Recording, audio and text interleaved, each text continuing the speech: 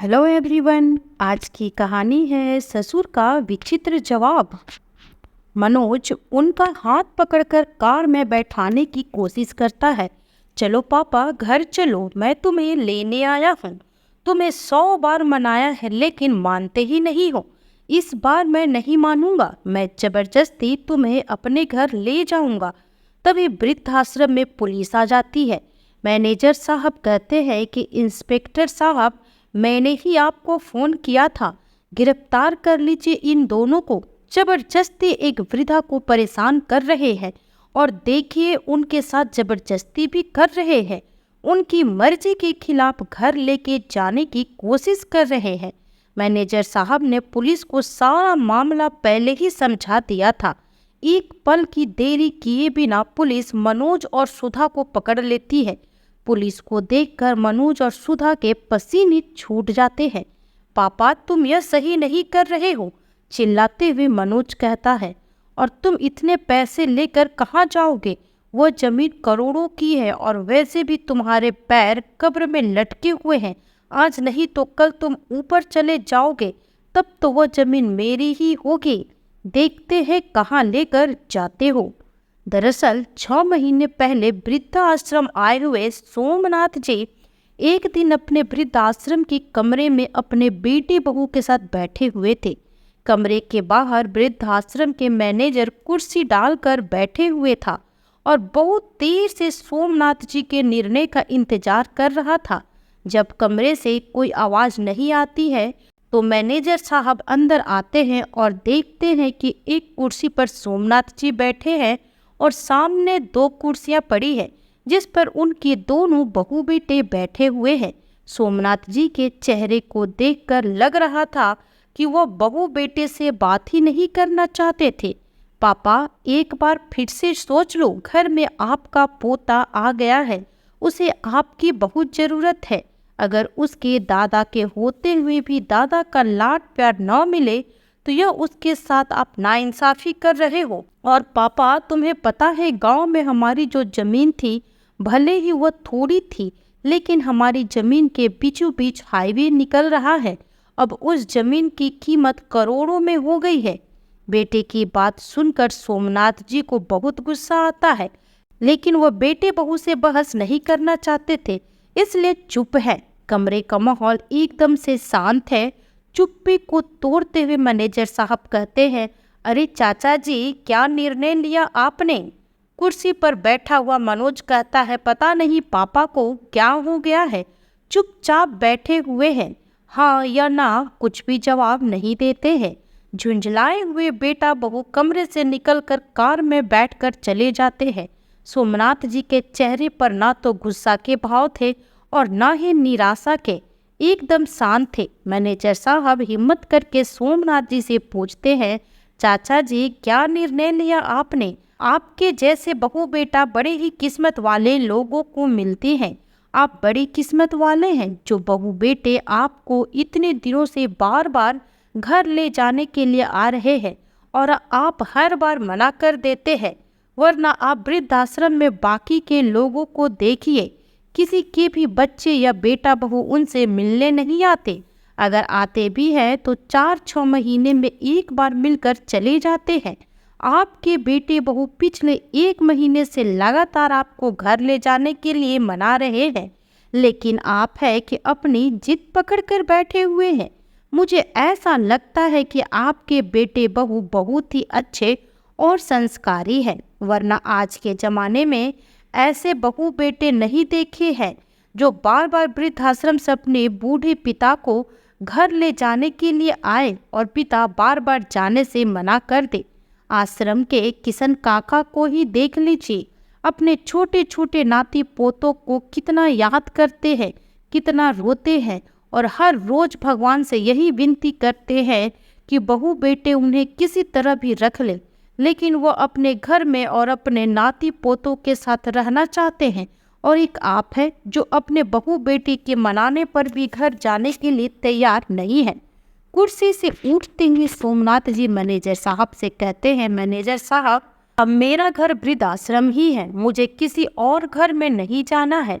अपने आखिरी सांस तक मैं वृद्ध आश्रम में ही रहूँगा। अगर आपको मेरा इस आश्रम में रहना पसंद नहीं आता है तो मैं किसी दूसरे आश्रम में चला जाऊंगा, लेकिन बहू बेटी के साथ वापस नहीं जाऊंगा। नहीं नहीं चाचा जी, मेरे कहने का यह मतलब नहीं था कि आप इस आश्रम को छोड़कर चले जाएं। अरे मेरा वृद्धाश्रम तो आप जैसे बुजुर्गों के लिए ही बना है, जिनकी मैं सेवा करना चाहता हूँ। मैं तो बस आपके बहू बेटी के अच्छे स्वभाव को देखकर आपसे कह रहा था, बाकी आपकी मर्जी है। आप पर घर जाने का कोई दबाव नहीं है। अगर आपको मेरी बात बुरी लगी हो तो माफ़ कर देना। नहीं बेटा, इसमें बुरी लगने वाली कोई बात नहीं है। तुम मुझसे वही कह रहे हो जो सामने देख रहे हो। सच्चाई तो किसी को भी पता नहीं है। कुछ दिनों बाद मनोज और उसकी पत्नी सुधा फिर से वृद्धाश्रम आते हैं और मैनेजर साहब से अपनी माँ से मिलने की बात कहते हैं। मनोज के अनुनय विनय सुनने के बाद मैनेजर साहब देखते हैं कि बहू के हाथ में एक बड़ा सा केक का डब्बा है, तो वह पूछते हैं इसमें क्या है। सुधा कहती है, अरे मैनेजर साहब, आज मेरे ससुर जी का जन्मदिन है, इसलिए मैं उनके लिए केक लेकर आई हूँ। वृद्धाश्रम में ही उनके साथ केक काट लूंगी। वो मेरे साथ घर आने के लिए तैयार नहीं है, तो मैंने सोचा मैं वृद्ध आश्रम आकर ही उनके साथ जन्मदिन मना लेती हूँ। मैनेजर साहब कहते हैं, एक बार चाचा जी से पूछ कर आता हूँ, उसके बाद ही तो मैं बताऊंगा। इस बार मनोज और सुधा अपने 4 महीने के बेटे को भी साथ ले आते हैं। मैनेजर साहब सोमनाथ जी के कमरे में जाते हैं, लेकिन सोमनाथ जी सब बातें सुनने के बाद बेटे बहू से मिलने से इनकार कर देते हैं और अपने कमरे के दरवाजे बंद करके बैठ जाते हैं। लेकिन इधर बेटे बहू तो उनसे मिलने की रट लगाए हुए थे कि चाहे कुछ भी हो जाए, पूरी रात कमरे के बाहर बैठकर गुजार लेंगे, लेकिन अपने पापा के साथ जन्मदिन मनाकर और केक काट कर ही जाएंगे। वृद्धाश्रम में रहने वाले बाकी बुजुर्ग लोगों को भी लगने लगा था कि सच में सोमनाथ जी के बहू बेटे बहुत अच्छे हैं, लेकिन सोमनाथ जी के अंदर जरा भी दया नहीं है, बड़े ही पत्थर दिल है। जब बेटे बहू उनसे इतनी मिन्नतें कर रहे हैं, बार बार घर चलने की गुजारिश कर रहे, तो उन्हें घर चले जाना चाहिए। पता नहीं क्यों फालतू की रट लेकर बैठे हुए हैं। बुढ़ापे पर सभी लोग अपने परिवार के साथ रहना चाहते हैं, लेकिन एक सोमनाथ जी हैं जो अपने परिवार से दूर भाग रहे हैं। अगर हमारे बहू बेटे हमें लेने आते तो हम तो खुशी खुशी चले जाते। कुछ लोग तो यहाँ तक कह देते हैं कि जरूर सोमनाथ जी में ही कमी होगी, तभी बहू बेटे उन्हें वृद्धाश्रम छोड़ गए। अपनी बहू को परेशान करते होंगे, लेकिन अब वो वापस से अपनी पिता को लेने आ गए हैं। बाहर लोगों की ये सारी बातें सुनकर सोमनाथ जी कमरे से बाहर आते हैं और बहू के हाथ से केक का डब्बा उठाकर फेंक देते हैं। गुस्से से कहते हैं, मैनेजर साहब, मैंने आपको पहले ही मना किया था कि मुझे अपने बहू बेटे से नहीं मिलना है, फिर क्यों बार बार आकर मुझे परेशान करते हैं। न ही मेरा कोई बेटा बहू है और न ही कोई पता। मेरी पत्नी के जाने के बाद अब इस दुनिया में मेरा कोई नहीं है। कह दो इन दोनों से आज के बाद मुझे लेने ना आए। इस बार मैनेजर साहब को सोमनाथ जी का व्यवहार बड़ा ही अटपटा लगता है। वो भी सोमनाथ जी से नाराज होते हुए कहते हैं, क्या चाचा जी, आप भी बुढ़ापे पर अपनी अकड़ लेकर बैठे हैं? क्या कमी है आपके बेटे बहू में? यह तो सब देख रहे हैं कि आपके बहू बेटे कितने अच्छे हैं, बार बार आपको मनाने के लिए आ रहे, आप हो कि जाने के लिए तैयार ही नहीं हो। अरे गलती से उन्होंने तुम्हें 6 महीने पहले वृद्धाश्रम भेज दिया था, लेकिन 6 महीनों में ही उन्हें अपनी गलती का एहसास हो गया और आपको लेने के लिए आ गए। अब बड़ों का फर्ज बनता है कि छोटों को माफ कर दे, लेकिन आप तो अपनी अकड़ लिए बैठे हैं। सोमनाथ जी के गुस्से को देखकर बेटे बहू चुपचाप से घर के लिए निकल गए, लेकिन आज सोमनाथ जी चुप नहीं रहे, क्योंकि बार बार वृद्धाश्रम में आकर उनके बेटे ने उनके अंतर मन को तोड़ दिया था, परेशान करके रख दिया था। किस तरह से पिछले 6 महीनों में उन्होंने अपने आप को संभाला है, अपना घर छोड़कर वृद्धाश्रम में एडजस्ट किया है। जब वो वृद्धाश्रम में रहने आए थे तो 4 महीने तक रो रो कर परेशान होते थे। यह तो वही जानते हैं कि कितने टूटे हुए मन के साथ वो वृद्धाश्रम में आए थे। बहू बेटे ने उन्हें बेइज्जत करने में कोई कमी नहीं छोड़ी थी।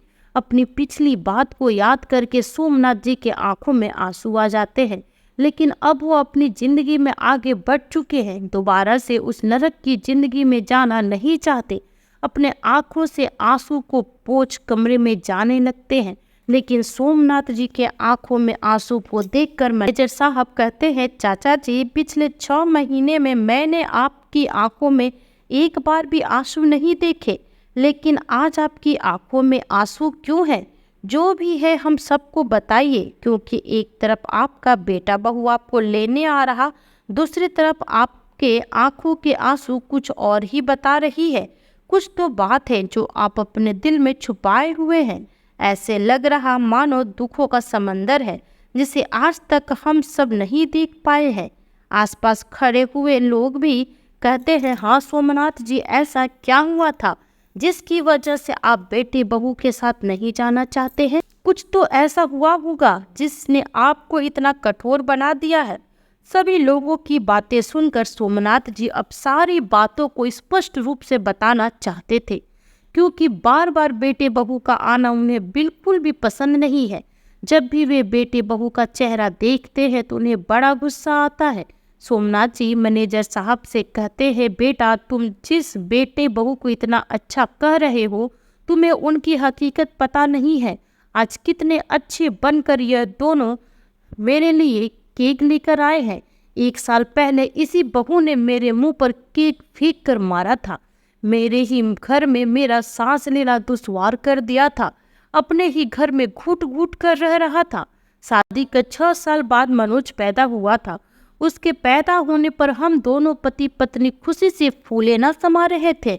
मैं एक स्कूल बस चलाता था। बड़ी मुश्किल से पैसे जोड़ जोड़ हम दोनों ने अपने बेटे को पढ़ाया लिखाया था, क्योंकि पैसे के अभाव में जिंदगी कितनी मुश्किलों से भरी होती है यह हम दोनों पति पत्नी बहुत ही अच्छे से जानते थे। इसलिए बेटे को पढ़ाकर इस काबिल बनाना चाहते थे कि उसे अच्छी नौकरी लग जाए। एक एक पैसे बचाकर हमने अपने बेटे को पढ़ाया। जब शहर पढ़ने गया तो पैसे की कमी पड़ गई, तो मेरी पत्नी भी लोगों के घरों में झाड़ू पोछा और बर्तन का काम करने लगे। तब जाकर बेटा की पढ़ाई करा पाए। भगवान की दया से एक दिन मेरे बेटे की नौकरी लग गई। नौकरी के बाद बेटे की शादी के लिए भी बहुत अच्छे अच्छे रिश्ते आने लगे। बेटे को सुधा बहुत पसंद थी, तो हमने उसकी पसंद को ही अपनी पसंद स्वीकार किया और उसकी शादी सुधा से करवा दी। हम दोनों पति पत्नी ने पूरी उम्र बहुत काम किया था। बुढ़ापे में मेरे घुटने में बहुत दर्द होने लगा, जिससे मुझे बस चलाने का काम बंद करना पड़ा। मेरी तबीयत को देखते हुए मेरी पत्नी ने मुझसे कहा कि अब तो हमारे बेटे की नौकरी लग गई है। घर में इतने पैसे हैं कि भगवान की दया से हम अच्छे से रह लेंगे, और आपके पास भी कुछ पैसे बचे हैं जिससे हम अपने पुराने घर को नया बनवा लेंगे। थोड़ी बहुत मदद बेटा भी कर देगा। लेकिन बेटे को यह बात रास नहीं आई। बेटे ने घर बनवाने के लिए तो मना नहीं किया, लेकिन मेरे स्कूली बस न चलाने की बात पर बहू भड़क गई और बोली, पिताजी बस चलाना क्यों बंद कर रहे हैं? अभी उन्हें चलाते रहना चाहिए। उम्र ही कितनी हुई है, अभी से घर पर हाथ रख कर बैठ जाएंगे तो घर में इतने सारे खर्च कैसे चलेंगे? एक मेरे पति अकेले कमाने वाले हैं और तुम दोनों का खर्च भी कम नहीं है। जैसे जैसे बुढ़ापे की तरफ जाओगे वैसे वैसे दवाइयों का खर्च भी बढ़ जाएगा। तो अपने लिए इतना तो कमाते रहो कि दवाइयों का खर्चा निकलता रहे। पूरा अपने बहू बेटे के ऊपर आश्रित होकर मत बैठ जाओ। हमारे भी बहुत खर्चे हैं। बहू की बात सुनकर हम दोनों पति पत्नी अवाक रह गए। एक नज़र बेटे की तरफ डाली कि शायद बेटा अपने पिताजी की तरफदारी में 2 शब्द तो कहेगा कि पूरी जिंदगी पिताजी ने काम किया है तो क्या हो गया, उनसे काम नहीं बनता है तो आराम से घर पर बैठे, अब मैं तो कमाने वाला हो गया हूँ।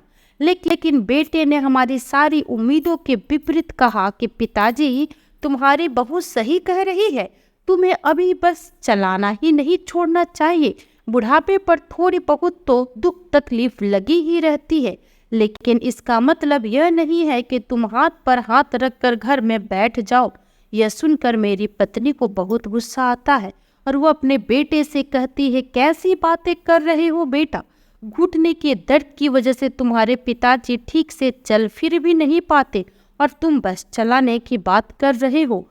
अब उनकी उम्र बस चलाने की नहीं रही, बैठकर खाने की है।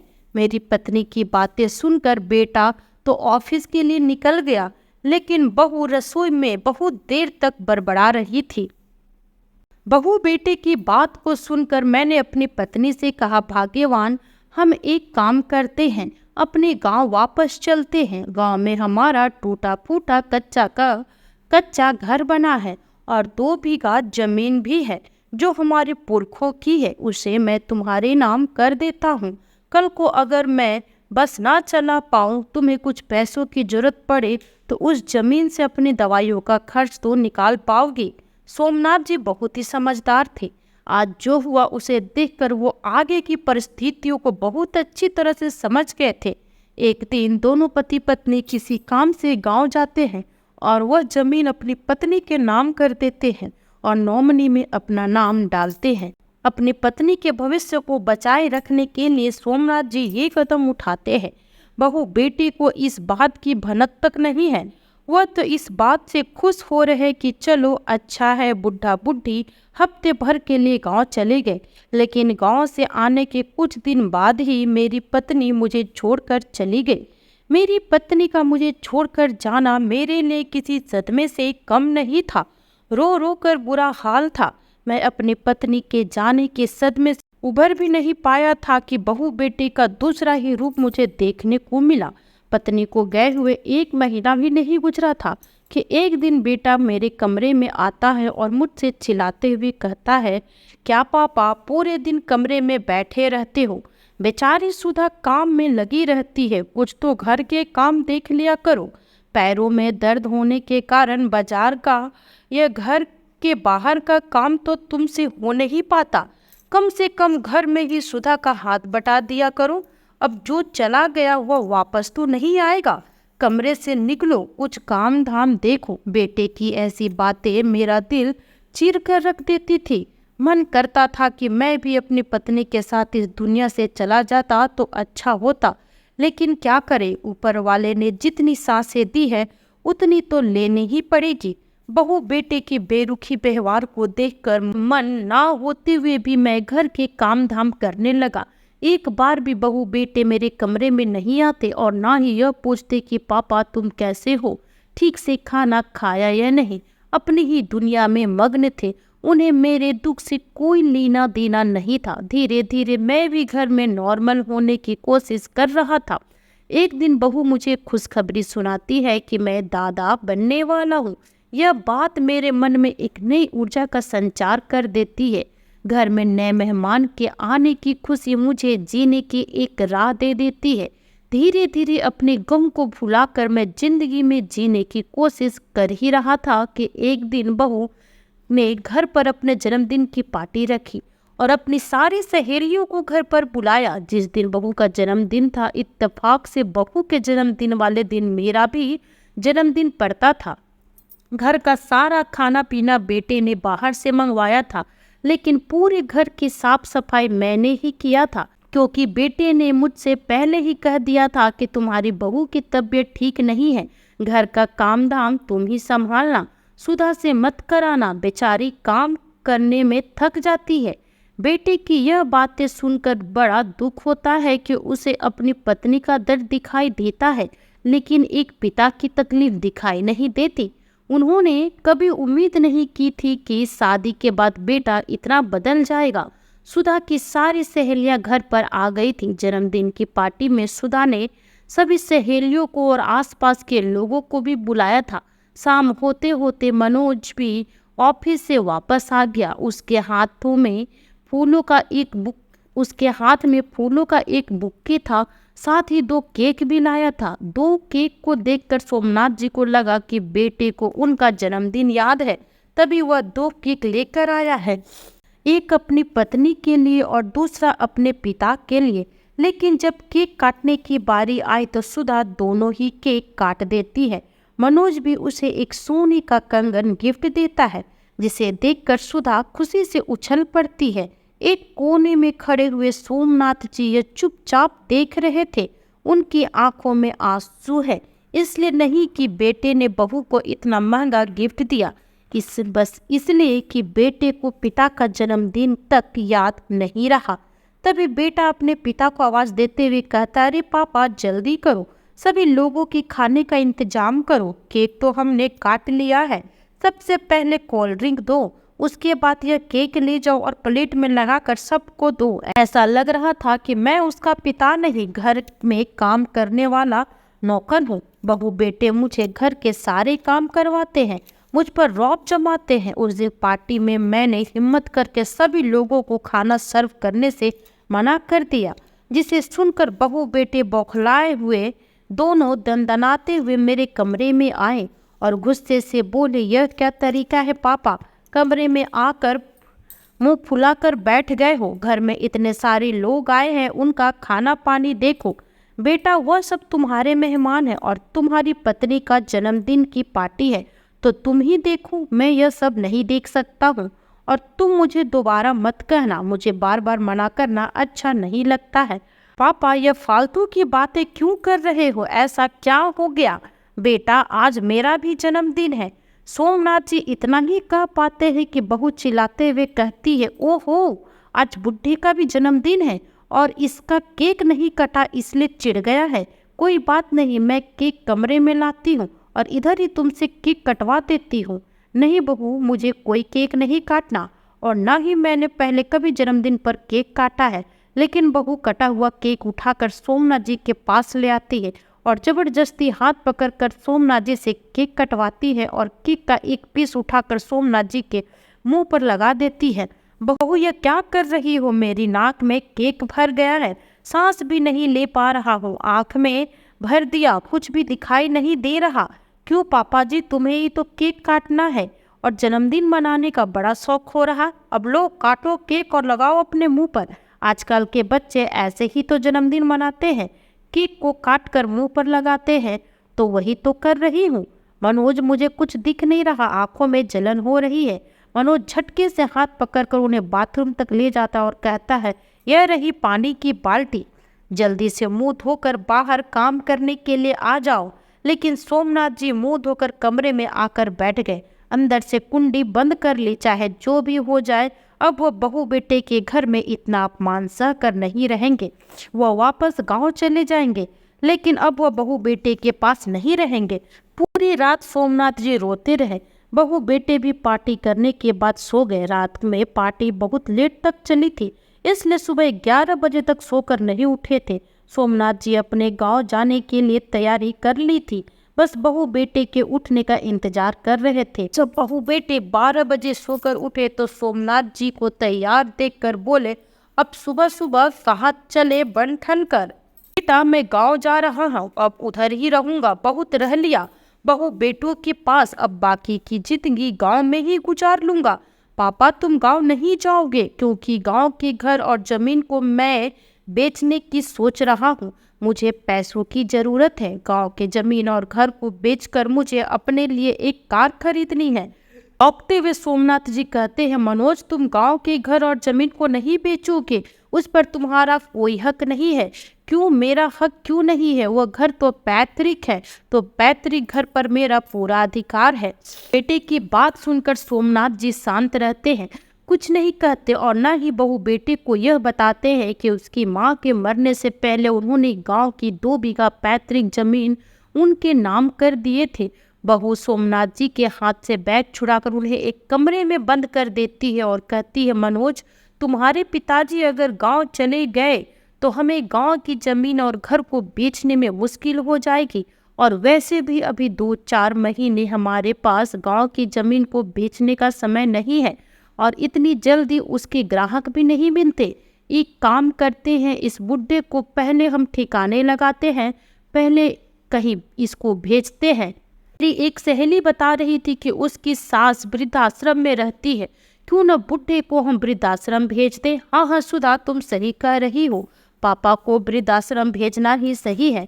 बहू बेटी की ऐसी बातें सुनकर सोमनाथ जी का दिल अपने बहू बेटे से निकल गया था और उन्होंने भी अपने दिल को समझाकर यह मान लिया था कि वह भले ही वृद्धाश्रम में रह लेंगे, लेकिन अब बहू बेटी के साथ नहीं रहेंगे और मेरे जाने के बाद ही बहू बेटी को एहसास होगा कि मैं घर में क्या काम करता था।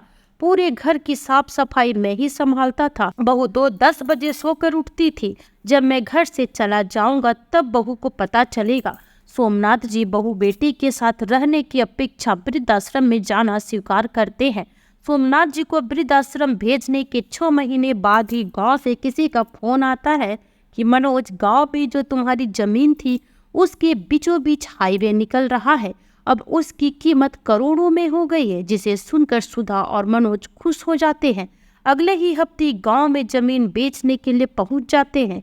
लेकिन जब उन्हें यह पता चलता है कि पिताजी ने माँ के मरने से पहले जमीन माँ के नाम कर दी थी और नॉमिनी खुद को बना रखा है, यह देखकर उनके पैरों के नीचे जमीन खिसक गई।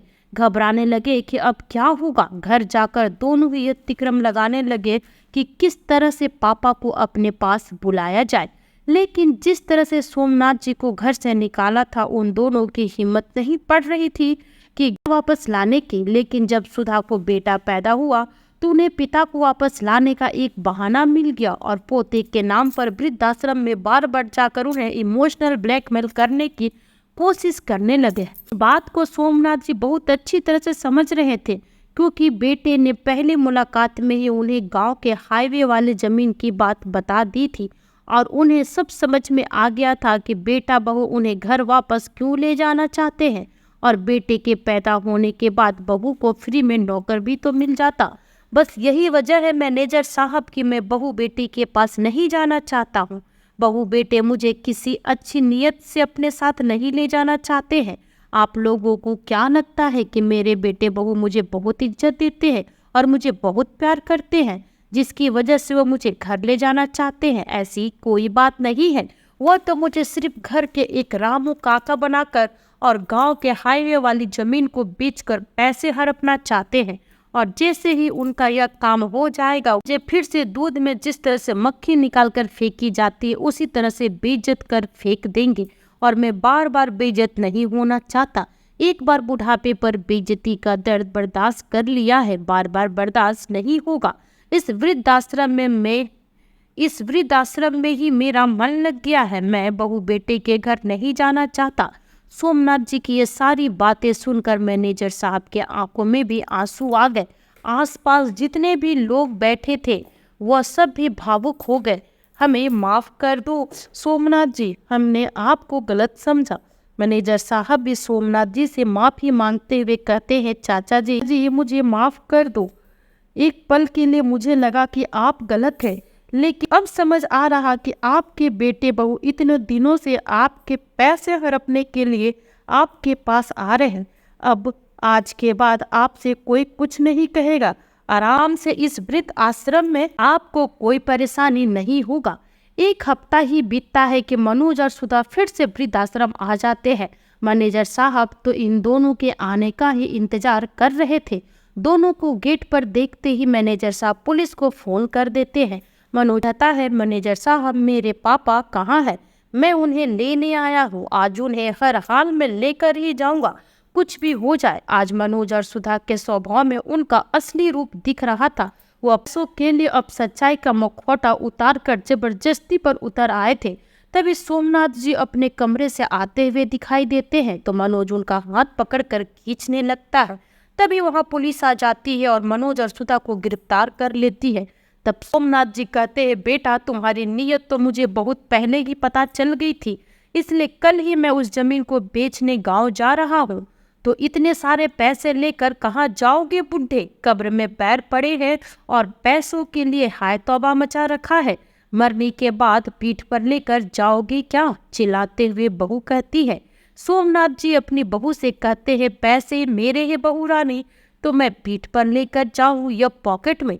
तुम्हें इससे क्या मतलब? वैसे मैं इस वृद्ध आश्रम में सारे पैसे लगाऊंगा, क्योंकि तुम्हारे जैसे नालायक बेटी दुनिया में बहुत है जो अपने माँ बाप को घर से बेघर कर देते हैं। उन्हीं के लिए इस वृद्ध आश्रम में और कमरे बनवाऊंगा।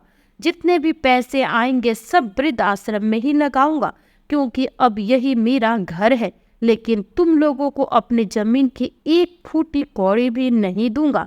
नहीं पापा, तुम ऐसा नहीं कर सकते हो, चिल्लाते हुए बहू बेटे कहते हैं। लेकिन सोमनाथ जी उनकी एक बात नहीं सुनते हैं। बहू बेटे को पुलिस ले जाती है और उधर सोमनाथ जी गांव की जमीन बेचकर वृद्धाश्रम में और भी कमरे बनवाते हैं।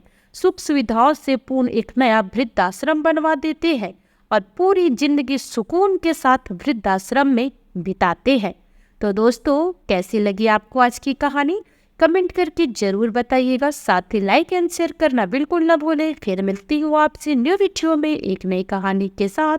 तब तक अपना ख्याल रखें और स्वस्थ रहें। Bye bye.